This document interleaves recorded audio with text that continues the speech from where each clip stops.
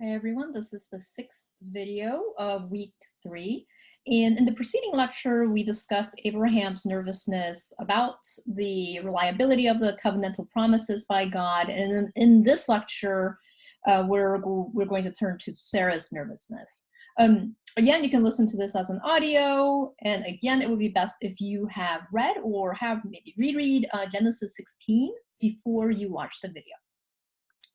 So Genesis 16, in the immediately preceding chapter in Genesis 15, which we discussed last time, God quells Abram's fears and even cuts a covenant with him, once again validating that God's promises will indeed come to pass.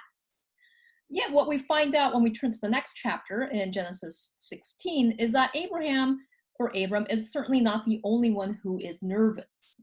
Rather, as I mentioned a couple of videos ago, a woman had much more to lose if she did not give birth to a male heir. Unable to inherit and having very limited ways to make money, women were passed along as protected property from one group of men, usually fathers and her brother, to another group of men, namely her husband and her son. Women, therefore, were extremely vulnerable and dependent on men, and without a male heir, a husband's death meant that the widow would likely end up destitute with no one to take care of her or protect her. Unsurprising, considering these rather dire circumstances, in Genesis 16, we find out that Sarai, Abram's wife, is also very nervous about the fact that she has no male heir. Indeed, she's so nervous that we are told in this chapter that she takes dramatic measures into her own hands, okay? And again, understandable, right, considering how much she had to lose. So in Genesis 16, it begins this way. Now, Sarai, Abram's wife, bore him no children. She had an Egyptian slave girl whose name was Hagar, and Sarah said to Abram, "You see that the Lord has prevented me from bearing children.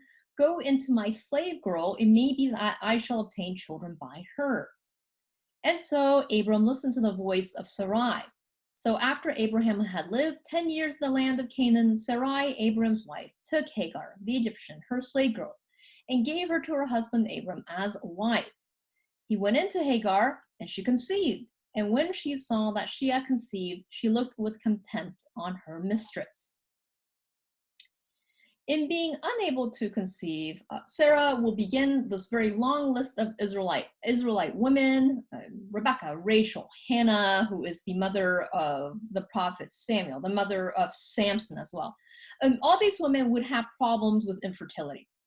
Indeed, the infertile, or the old word, not a nice word, was barren. Okay, this kind of infertile beloved wife theme is one found throughout the biblical text. Okay, so why would the biblical writers, depict their ancestress over and over again as having difficulties conceiving? Okay. Likely, considering that these ancestresses all give birth to very important children, sons actually, it appears that infertility is a kind of marker that signals that the impending birth of a child, that this is a special birth. Okay, God had to do something extraordinary to make sure that this child is conceived. So that must mean that God has a special plan for this child. Okay.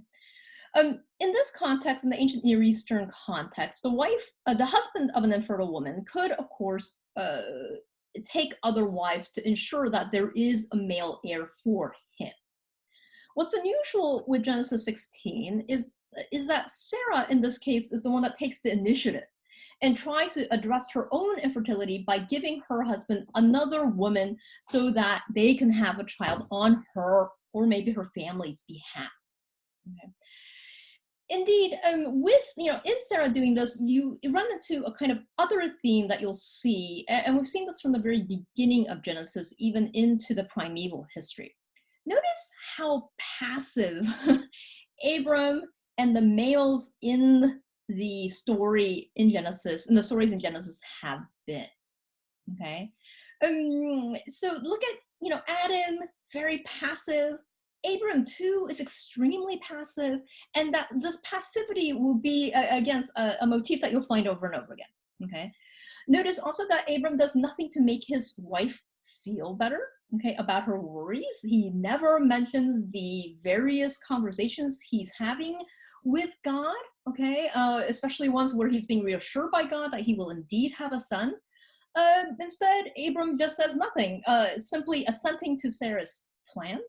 Of course, the fact that Sarah's plan entails Abram's sexual access to a presumably younger woman, a younger slave woman. Maybe this hints that Abram was, perfectly fine, maybe happy, maybe eager for the situation. Okay. Not only Abram, but God is also extremely passive and maybe disturbingly passive. Okay. Though God will reassure Abram, his kind of chosen patriarch, when Abram is feeling nervous, he never tries to talk to Sarah or make her feel less nervous. And the silence by both God and Abram is even stranger when you consider how badly Sarah's plan with Hagar will work out. Okay. Indeed, if you think about Sarah's plan, which is born out of desperation, it entails some big assumptions. Okay. Though never spelled out, Sarah seems to believe that Hagar will act as a kind of surrogate to a son who will then be kind of turned over to Sarah and adopted. Okay. Moreover, Sarah also presumes that once Hagar is pregnant, that the power relationships, that Hagar will just go back to being a slave woman. Okay, that the power relationships in the family will remain exactly the same. And of course, things do not go according to this plan. Okay, we are told that Hagar conceives rather quickly, again playing on the stereotype that we've seen before of the kind of over-fertile, over-sexual Egyptians. Okay, and when Hagar realizes that she is no longer a slave, but the bearer, the mother, possibly to the Abrahamic promise, but certainly to the heir, her child will be an heir of Abraham. When she realizes this, she also recognizes that her status has been suddenly elevated, and of course acts accordingly. It states, the biblical text states, that when Hagar realizes she has so easily conceived, that Sarai, her mistress, was belittled or lowered. I mean, the NRSV takes a rather dramatic, I guess, translation with looked with contempt. Okay, but she was kind of lowered in her eyes. Okay, and Sarah, of course, angry with the sudden change in status, confronts Abram, who again refuses to do nothing. Okay, so this is Genesis 16 verses 5 and following. Then Sarah said to Abram, "May the wrong done to me be on you. I gave my slave girl to your embrace, and then she saw that she conceived, and she looked on me with contempt. May the Lord judge between you and me." But Abram said to Sarai, "Your slave girl is in your power. Do to her as you please." And then Sarah dealt harshly with her, and she ran away from her. Then the angel of the Lord found her by a spring of water in the wilderness, the spring on the way to Shur. And he said, "Hagar, slave girl of Sarah, where have you come from and where are you going?" And she said, "I'm running away from my mistress Sarai." The angel of the Lord said to her, "Return to your mistress and submit to her." The angel of the Lord also said to her, "I will greatly multiply your offspring so that they cannot be counted for a multitude." Okay. We're told here that Sarai mistreats Hagar so badly that Hagar runs away. Now, of course, you have to think about how badly she was mistreated, because, of course, running away without any protection as a slave woman probably meant certain death. Okay? So, things are not good in this family. Okay. Once Hagar runs away, luckily, I guess, she is at this point found by an angel of the Lord who convinces her to go back, and in a kind of sentence that is disturbed interpreters, the angel tells Hagar to go back and submit, verse 16, verse 9, submit to her mistress. Okay, this is the first time that God, or a proxy of God, finally talks to a woman. Okay, that this is a slave woman, an oppressed woman, a foreigner. Okay, that this is the identity of the person or the woman that God first talks to in the Hebrew Bible, or the Bible generally, is telling and, one can say, hopeful. Okay. But this may be the only kind of hopeful or positive note, to be honest, in this tale.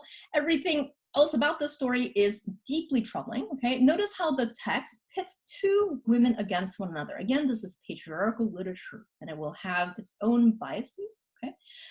Sarai, who is in a position of higher status than Hagar, gives Hagar to her husband as if Hagar is mere property, which she is in this context, okay? And then mistreats Hagar when she conceives. Remember that Hagar, as a foreign slave woman, has no rights, no say, as to whether she, in essence, will be raped by Abram, because it's hard to know without her voice what she feels about the situation, okay? And more troublingly, Hagar, of course, runs away. When she runs away, she is then told by God, okay, to return and submit to her oppression, which is not really what you want to hear. Okay, you want God to tell her to, I don't know, fight, run away because God will take care of her, something better than submit to your oppression, okay? Hagar's situation and her powerlessness, of course, cannot but remind readers of similar situations in the United States, in the history of the United States, and in other countries around the world, of course. Indeed, that Hagar is an Egyptian, which in ancient times, as I have mentioned, included parts of Africa, adds to these similarities. Okay? We all know when slavery was legal in the United States, female slaves were raped and impregnated without say by their white owners, sometimes with full knowledge of these men's wives. Okay? Hagar, like so many who are marginalized or powerless, be it because of their gender, class, age, ethnicity, is exploited and abused by those who are more powerful than them. Indeed, because of Hagar's characterization, her location, who she is, okay, she of course becomes an extremely important figure in African American readings of the biblical text. Okay? That the first woman that God talks to is a Black or brown slave woman is telling, and perhaps the saving grace to an otherwise horrific tale. Okay. Yet, I don't want to overplay my hand here. Interestingly, it would be too much to say that the text and the writers are wholly sympathetic to Hagar either. Okay? We are told that as soon as Hagar realizes that she is pregnant, she's portrayed as gloating in her easy ability to conceive in front of a woman who has had long-term issues with infertility and who feels very badly about this. Okay?